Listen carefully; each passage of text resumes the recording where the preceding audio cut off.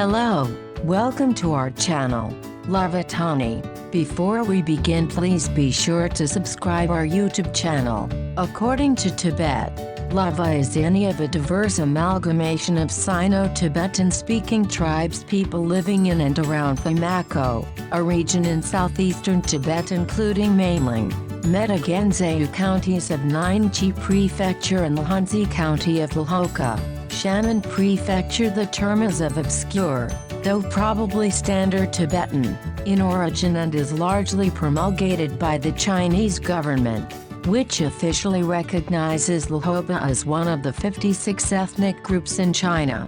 History of Lhoba. The area which the modern Lhoba live today was known as Lhoyu, aka Loyu, Lho. Lhoyu is the name of an area in Tibet now. Lower Lhoyu is occupied by India as a part of Arunachal. In medieval texts, Loyu came under the control of Tibet from the 7th century onwards and came under frequent subjugation from the Tibetans. It is not currently known whether modern-day Lhoba peoples in fact inhabited Loyu at the time of Tibetan conquest, nor whether languages spoken by modern-day Lhoba peoples are indigenous to this region or not. While most Tani tribes people living in modern-day Arunachal Pradesh point to a traditional homeland in or around this region, there is currently no independent means of verification.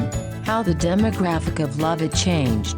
The Simla Accord, or the convention between Great Britain, China, and Tibet, Simla, was a treaty concerning the status of Tibet negotiated by representatives of the Republic of China, Tibet and the United Kingdom in Simla in 1913 and 1914. The accord provided that Tibet would be divided into Outer Tibet and Inner Tibet.